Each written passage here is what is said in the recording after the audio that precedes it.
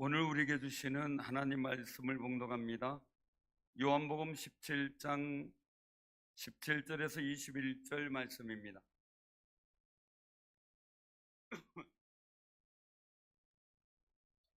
신약성경 요한복음 17장 17절부터 21절 봉독합니다. 그들을 진리로 거룩하게 하옵소서. 아버지의 말씀은 진리니이다. 아버지께서 나를 세상에 보내신 것 같이 나도 그들을 세상에 보내었고 또 그들을 위하여 내가 나를 거룩하게 하오니 이는 그들도 진리로 거룩함을 얻게 하려 함이니이다. 내가 비옵는 것은 이 사람들만 위함이 아니오 또 그들의 말로 말미암아 나를 믿는 사람들도 위함이니 아버지여, 아버지께서 내 안에 내가 아버지 안에 있는 것 같이 그들도 다 하나가 되어 우리 안에 있게 하사 세상으로 아버지께서 나를 보내신 것을 믿게 하옵소서. 아멘. 사상이 혼란한 세상 속에서도 하나님의 말씀으로 살아가려고 몸부림치며 노력하는 우리 사랑하는 성도들의 간절한 마음에 하나님의 근은혜가 임하시길 바랍니다. 오늘 본문 요한복음 17장은 예수님께서 하신 기도입니다. 이 기도는 예수님께서 하나님과 사람 사이에 대제사장으로서 드린 중보 기도이기 때문에 대제사장의 기도다 이렇게 명칭이 불려지기도 합니다. 본문의 예수님의 기도 속에서 보면 예수님의 꿈이 담겨져 있습니다. 더 분명하게 말한다면 예수님의 소원이 담겨져 있는 거죠. 14절 말씀에 보면 내가 아버지의 말씀을 그들에게 주었사오매 세상이 그들을 미워하였사오니 이는 내가 세상에 속하지 아니함같이 그들도 세상에 속하지 아니함으로 인함이니이다 라고 말씀하세요. 아버지 말씀을 주신 것, 그것 때문에 제자들이 미움받는데, 그래서 예수님이 세상에 속하지 않은 것처럼 제자들도 세상에 속하지 아니하였다라는 걸 말씀하세요. 그래서 예수님께서 아버지의 말씀을 제자들에게 준 건데 그 하나님의 말씀, 아버지 말씀을 받아서 제자들이 세상에 미움을 받는다 이런 말씀입니다. 그래서 예수님께서 간절히 기도하시는 거예요. 기도하신 목적은 뭐냐면 제자들을 세상에서 이 악한 세상에 데려가려고 하는 게 아니고 다만 악에 빠지지 않게 보존되기를 위해서다 라고 말씀하고 계시는 것을 보게 됩니다. 우리도 기도할 때요, 그 인생의 고난과 근심이 없기를 기도하는 경우 많이 있습니다. 그런데 인생을 살면서 고난과 근심이 없는 사람이 어디 있습니까? 우리가 다 알고 있는 사실이죠.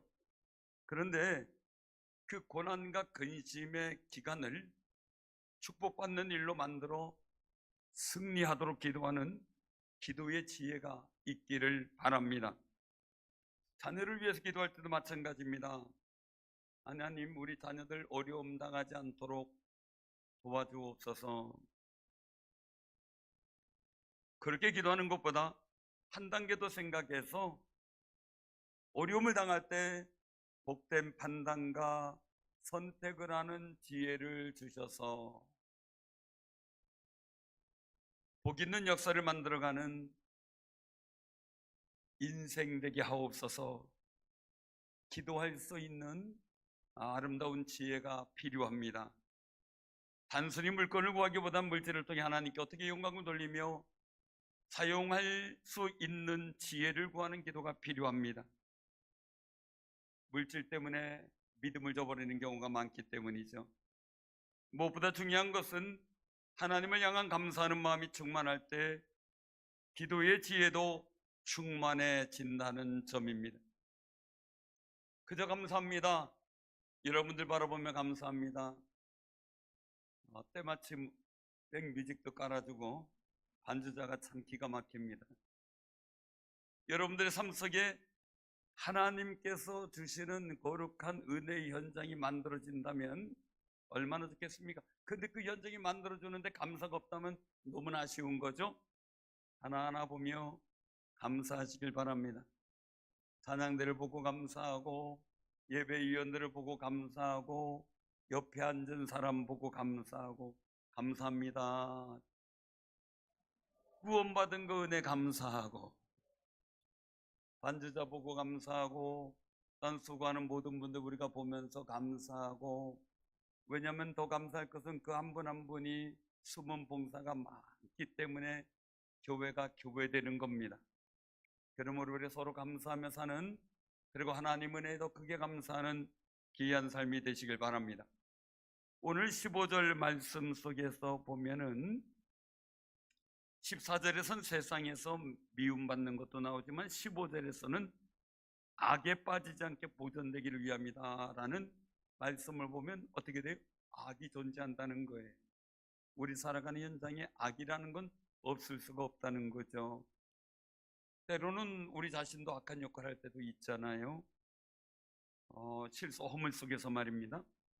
요한계시록 12장 17절에 보면 용이 여자에게 분노해서 돌아가서 여자의 남은 자손, 곧 하나님의 계명을 지키며 예수의 증거를 가진 자들과 더불어 싸우려고 바다 모래 위에 서 있더라 라고 기록되어 있습니다. 여기서 여자라고 한다면 바로 메시아 예수 그리스도께서 오시는 그 이스라엘 민족을 지칭하고 있습니다. 여기에 예수의 증거를 가진 사람들은 예수 그리스도 반석 대신 예수 그리스도 이름 위에 서 있고, 사단은 무너지는 모래 위에 서 있는 상황입니다. 사단은 세상에서 예수의 증거를 가진 성도들을 넘어지게 하려고 환난도 주고 근심도 줍니다. 이단들을 통해서 유혹의 올무를 놓아 예수님과 교제하는 걸 단절시키려고 합니다. 교회와의 교제도 단절시키려고 합니다. 또한 정치, 권세, 문화와 인문학 사상을 통해 정치적 가치관을 혼란하게 만듭니다. 그것만이 아닙니다.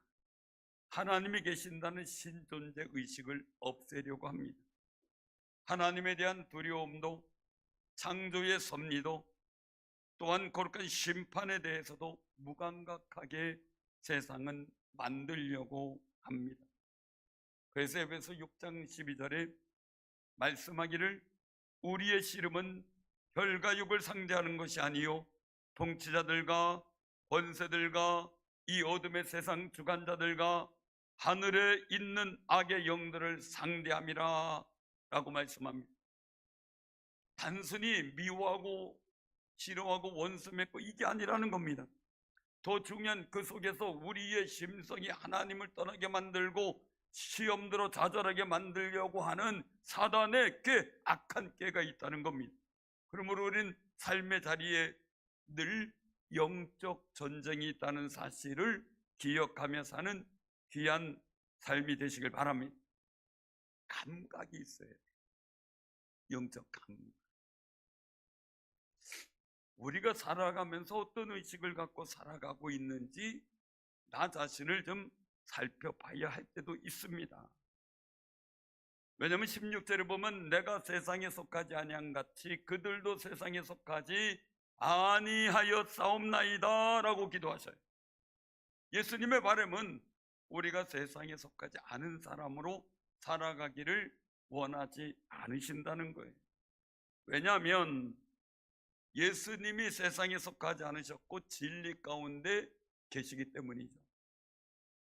그렇다면요, 우리도 예수님과 교제하려면 진리 가운데 살아가야 되는 거예요.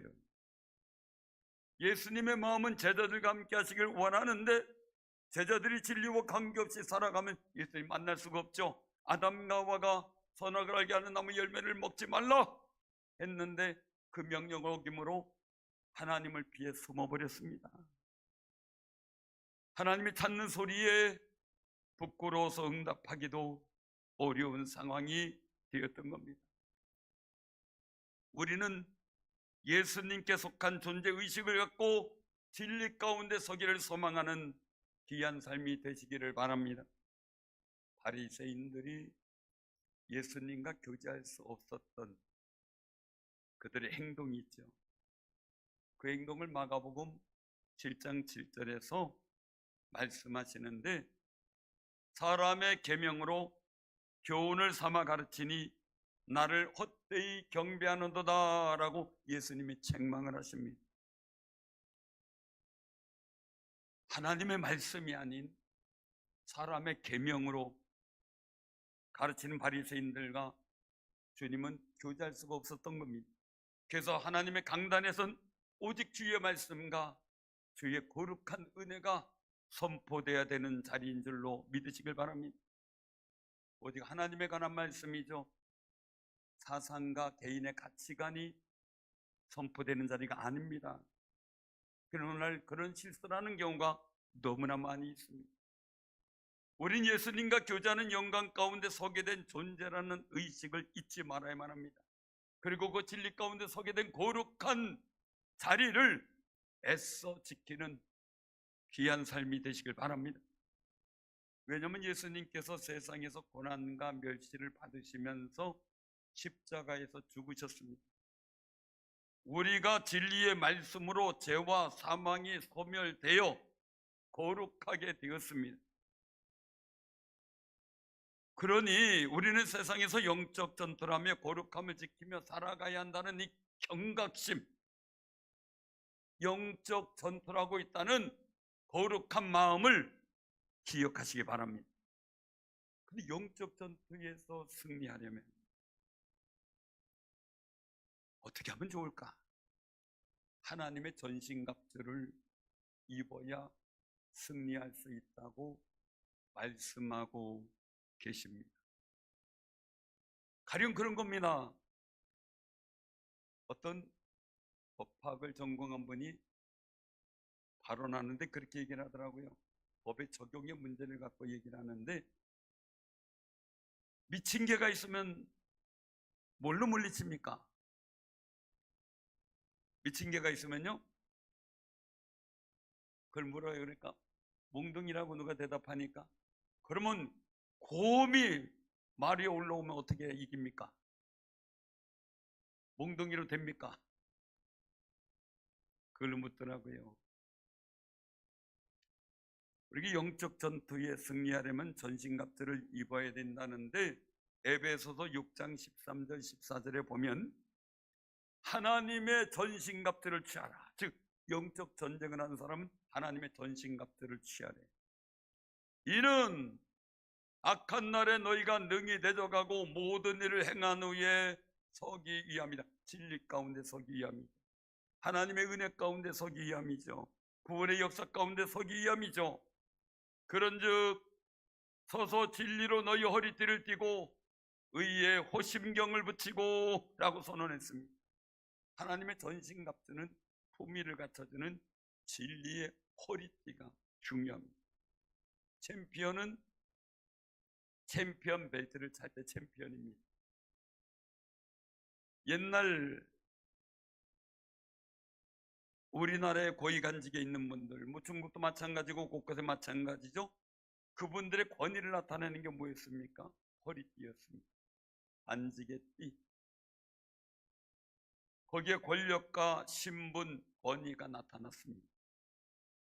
요즘 국회의원 같은 분들은 신분을 금배지로 표시하죠. 저는 그게 다 순금인 줄 알았어요. 그때 순금이 아니더라고요. 겉에만 금칠했어요. 어떤 분이 그 얘기를 보더니 그러더라고요. 겉만 번들으면.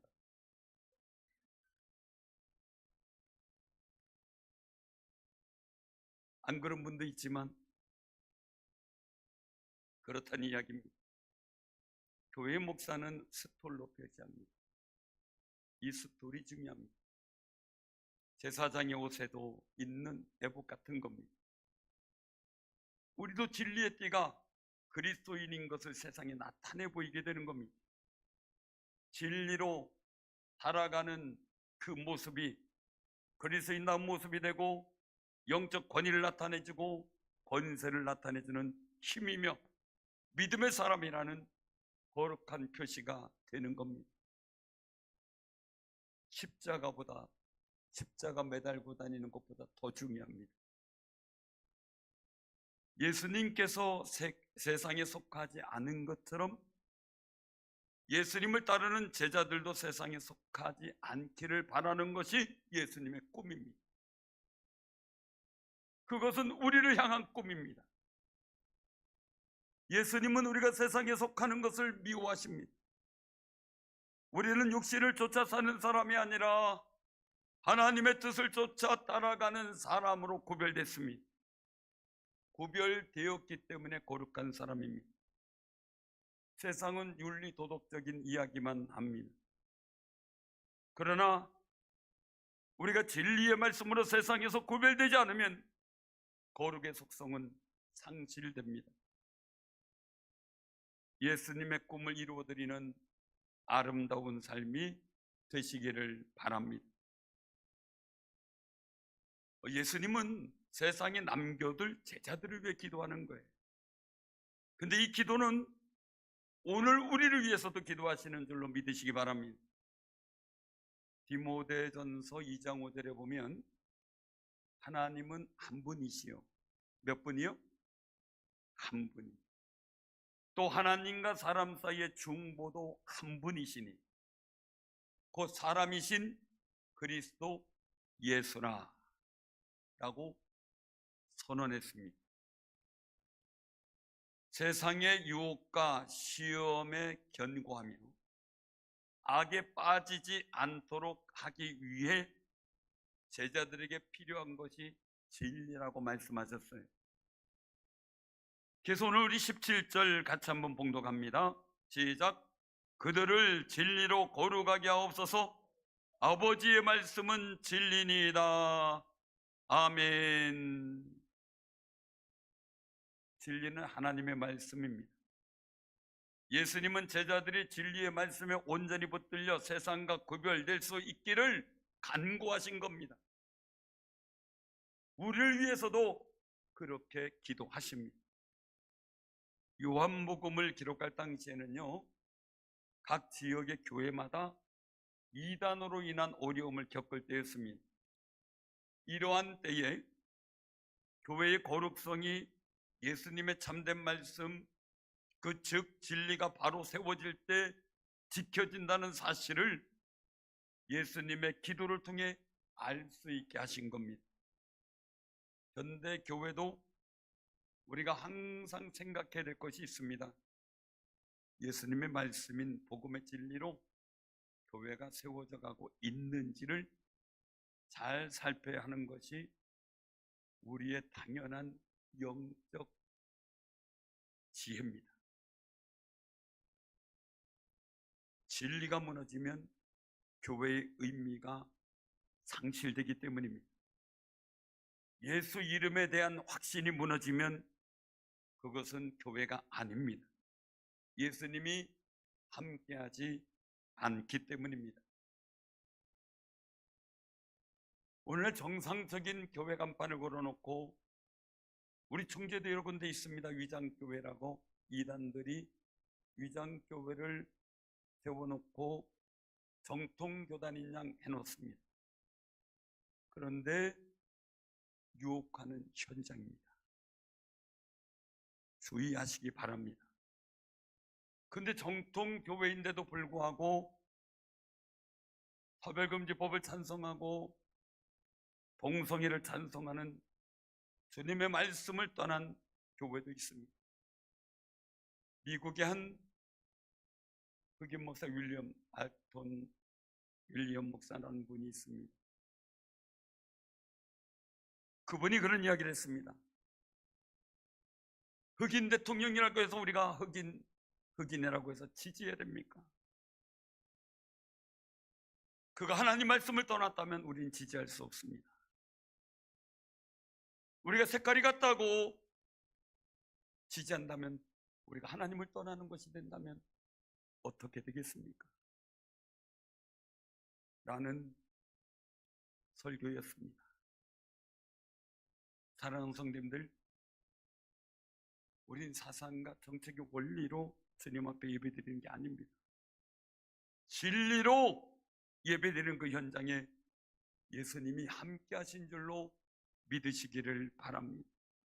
하나님의 말씀, 진리의 말씀이 아닌 다른 사상과 정적인 논리가 선포되는 건 하나님이 원하시지 않는 겁니다. 우리 중조상일교회가 코로나 시기에 정치적, 문화적, 또 사람의 압박에도 예배를 고수하고 방역에 최선을 다하여 예배드린 이유가 진리를 지키기 위함이었습니다. 주의 말씀을 지키기 위함이었던 겁니다.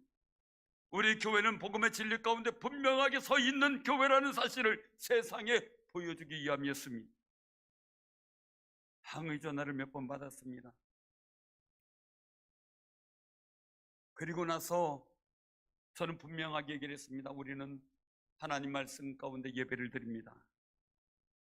근데 그분 교회는 예배를 안 드렸습니다. 장로님이신데 나중에 항의하고 몇 번 항의하더니 나중에 6개월 후에 저한테 죄송하다고 전화가 왔습니다. 잘못했다고, 본인이 잘못 생각했다.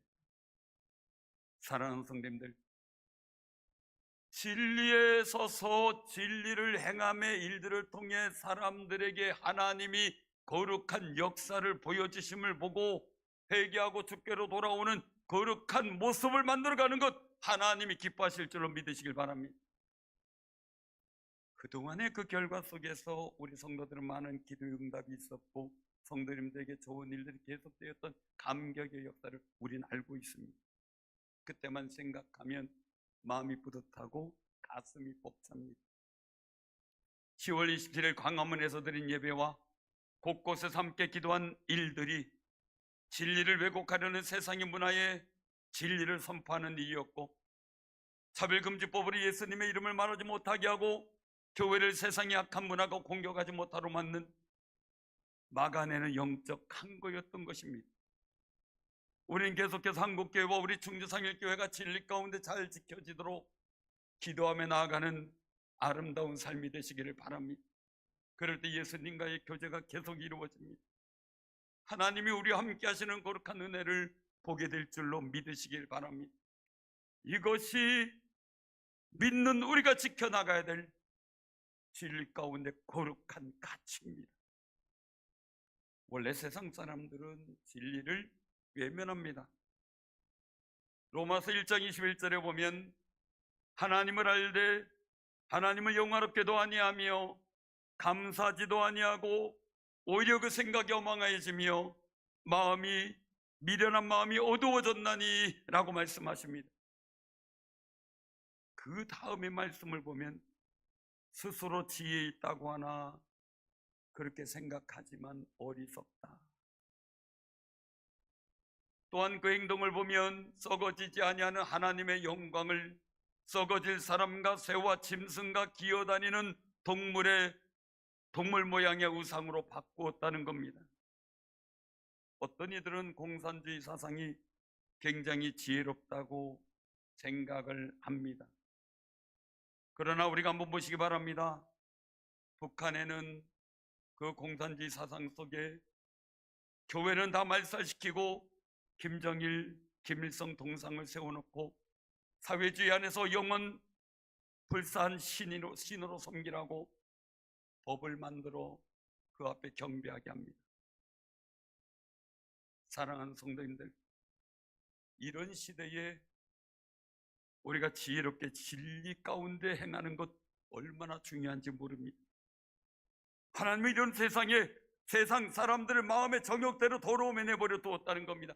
그들의 몸을 동성애로 서로 욕되게 내버려 두셨다는 겁니다. 왜 그렇습니까? 세상 사람들이 하나님의 진리를 거짓으로 바꾸어 피조물을 조물주보다 더 경배하고 섬기는 어리석은 행동대로 망하는 길로 가도록 내버려 두었다는 겁니다. 사랑하는 성도님들, 세상 사람들이 중요한 것이 아닙니다. 예수님을 영접한 하나님의 자녀들인 우리가 진리 가운데 사느냐, 거기에 분명하게 구별되어 있느냐가 중요한 겁니다. 성경 공부를 많이 했다는 것이 중요한 일이기도 합니다. 그러나 더 중요한 것은 내가 진리 가운데 분명한 의식을 갖고 살아가느냐가 더 중요합니다. 성경을 평생 연구하고 많이 하는 학자도 인본주의에 빠지기도 합니다. 다른 잘못된 사상으로 빠져버리고 맙니다. 하나님 말씀을 떠난 사상을 성경으로 받아들이고 잘못된 설교를 하는 경우가 너무나 많습니다. 말씀과 진리와 말씀에 순종하는 것과는 거리가 먼 생활을 하는 것을 보게 됩니다. 성경을 많이 알면서 이단을 구분하지 못하고 따라가서 예수님과 교제가 끊기는 아름다운 경우도, 안타까운 경우도 봅니다. 교제가 끊기는 아름답지 못한 안타까운 경우. 사랑하는 성님들, 그런 유혹에 빠졌다 다시 주님 앞에 나와 교제가 시작됐다는 것은 너무나 놀라운 종이요 은혜인 줄로 믿고 감사하시길 바랍니다. 은혜이기 때문에 그렇습니다. 하나님이 건져 주셨기 때문에 그렇습니다. 본문 24절에서 예수님은 아버지여, 내게 주신 자도 나 있는 곳에 나와 함께 있어 아버지께서 창세 전부터 나를 사랑하심으로 내게 주신 나의 영광을 그들로 보게 하시기를 원하옵나이다 라고 말씀합니다. 우리가 예수님 안에서 하나님과 교제할 때 예수님의 영광을 볼 수 있고 받을 수 있고 누릴 수 있는 은혜가 있다는 겁니다. 예수님은 우리가 진리 가운데 예수님 안에서 교제하며 하나님의 영광을 보게 하는 것이 예수님의 꿈입니다. 하나님께서 보여주시는 거룩한 영광을 보는 은혜가 있기를 바랍니다. 그 영광을 본 욥은 수많은 고난을 이기면서 정금같이 나왔습니다. 우리 옆에 본다고 인사 나누세요. 정금같이 나옵시다. 벌써 얼굴이 노라요? 정금. 요셉은 하나님께서 보여주시는 영광을, 그 영광의 꿈을 꿨습니다. 해와 달 11별 그리고 12볕단집 말입니다. 그 꿈을 꾸고 진리를 지키며 하나님께서 함께 하시도록 노력하고 용서하며 살더니 노예로 팔린 자신의 인생을 애굽의 총리가 되게 하는 역사로 만들었습니다. 할렐루야. 여러분에게도 그런 역사가 있을 줄을 믿습니다.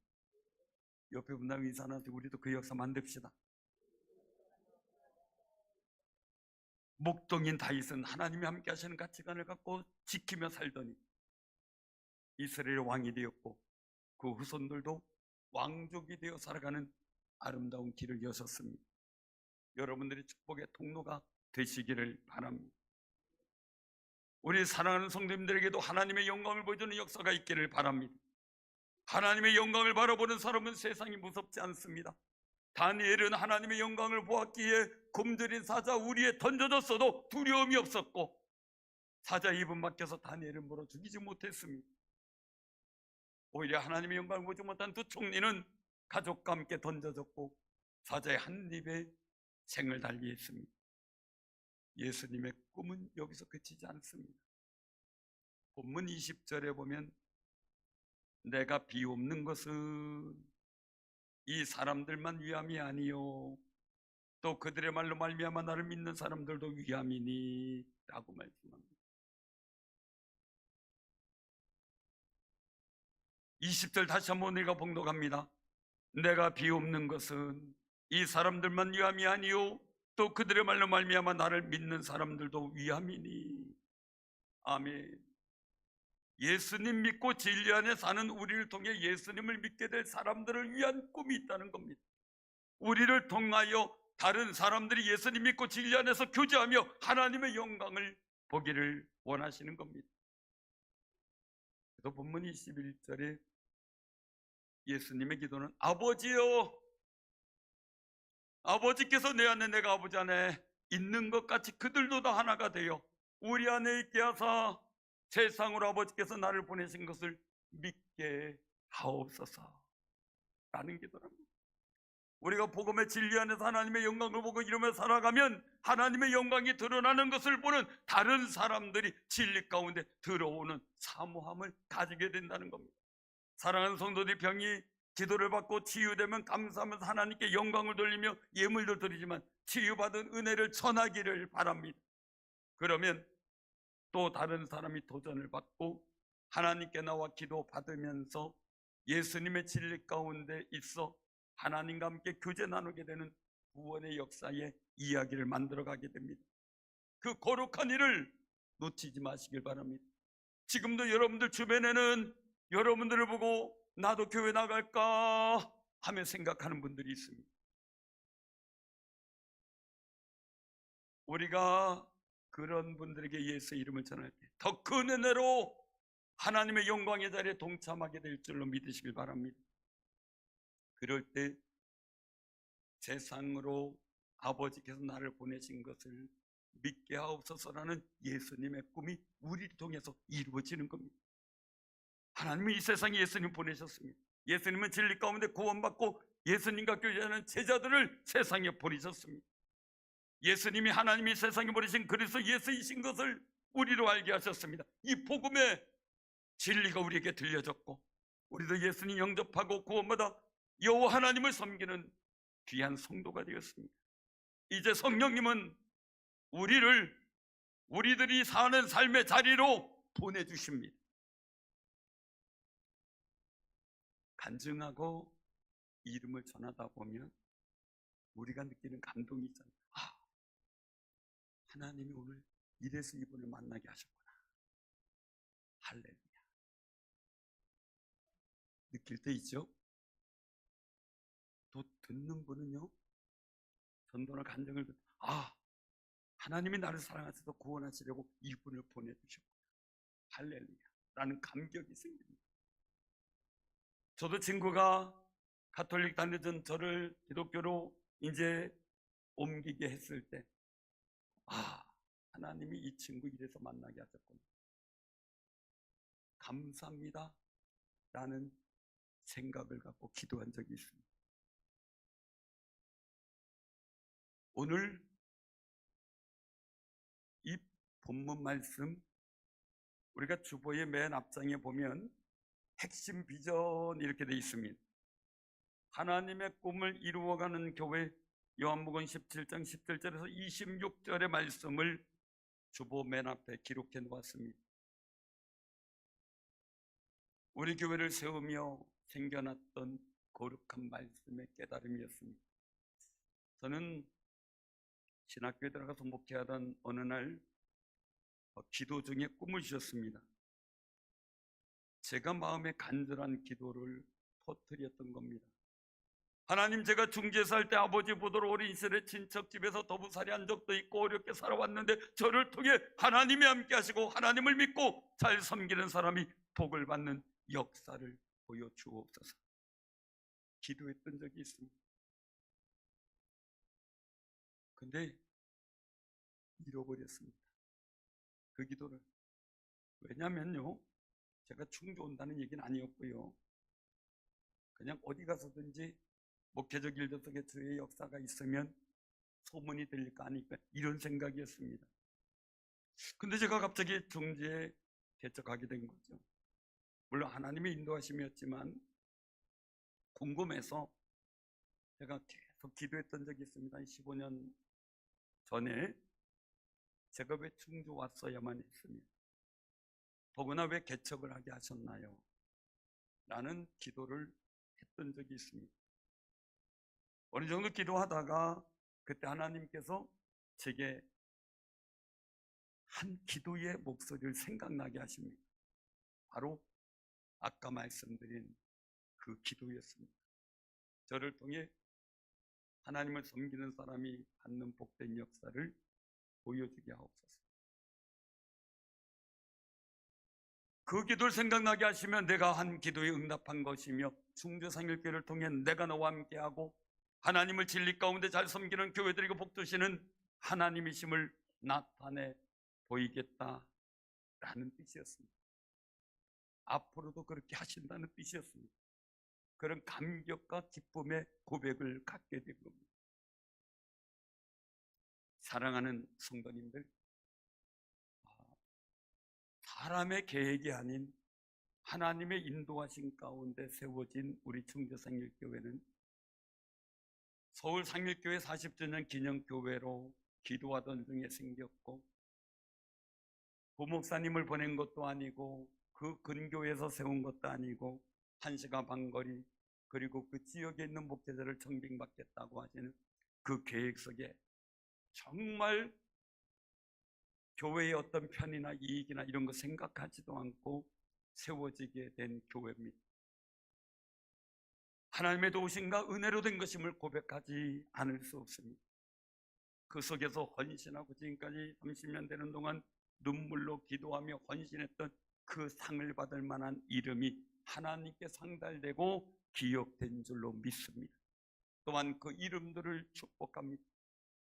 이제 우리는 여호수아와 함께한 이스라엘 백성이 요단강을 건너서 12돌을 길갈에 쌓고 에벤 에셀이라 칭한 도움의 돌을 우리는 기억해야만 합니다. 제가 이 에벤 에셀이라고 칭한 일들 사무엘 때서부터 이어졌던 그 모든 과정 속에 기념비적 사건을 에벤 에셀이라고 제가 표현합니다. 이 도움의 돌, 후손들이 다음 세대에 이 돌들이 무엇입니까? 라고 물을 때, 사무엘을 통해서 역사될 때도 마찬가지죠. 이스라엘 백성을 아브라함 때부터 택하고 애굽에서 노예로 살다가 탈출해서 홍해를 건너고 광야를 지나서 요단강을 마른 땅처럼 건너서 가나안 땅에 들어오도록 하나님이 도우셨다는 것을 전하기 위함입니다. 그 도움의 돌, 에베네셀의 거룩한 역사의 일들이 우리 교회 우리 성도들에게도 충만히 나타나길 소원하고, 여기까지 도우심에 관한 일들이 우리 기념비적 사건으로 하나님 앞에 세워지기를 소원했습니다. 우리 교회가 지금까지 하나님의 도우심으로 인도를 받아왔습니다. 앞으로도 그럴 것입니다. 그런데 우리만 열심히 믿는 게 아니라 우리의 후대들에게도 진리를 전할 거룩한 저서인 교육관, 공부방이 마련되어야 된다는 목소리들이 저에게 들려오기 시작했고, 하나님께서 저에게 마음에 감동 주신 것을 억지로 꼭 누르고 있었더니 성도님들이 이구동성으로 이 필요성을 얘기하게 되고, 저의 마음에도 그런 감동을 더 크게 하셔서 내가 등에 떠밀리는구나 하는 마음을 갖고 이 일들이 진행이 되었습니다. 우리에게는 공부방이 30년을 하루같이 함께 하신 하나님의 에벤에서 도움의 돌로 세워지기를 소원합니다. 사랑하는 성도님들, 하나님이 도우셨다, 이런 거룩한 하나님의 구원 이야기가 우리에게만이 아니라 우리 다음 세대에도 우리 충주상일교회를 통해서 쓰여지는 역사가 있기를 소원합니다. 그리고 그 하나님의 구원 이야기의 주인공들이 다 되시기를 바랍니다. 출애굽기 25장부터 보면 성막에 관한 말씀들이 나옵니다. 출애굽기 28장에 보면 제사장의 옷을 만드는 내용입니다. 제사장의 옷은 경패와 에봇과 겉옷과 반포 속옷과 관과 띠라고 말씀합니다. 그 중에 에봇을 짓는데 그 에봇 위에 매는 띠에 포마노 2개를 가져다가 그 위에 이스라엘의 아들의 이름을 새기게 합니다. 6 이름을 한 보석. 왜요? 보석 같은 이름이기 때문에.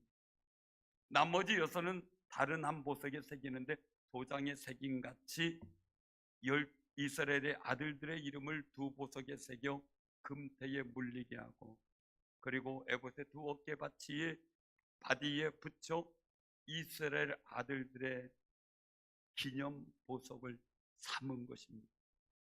아론이 여호와 앞에서 그의 이름을 2 어깨 메어서 서게 되면 하나님이 기억하신다는 것, 그것이 기념되게 하시겠다는 것.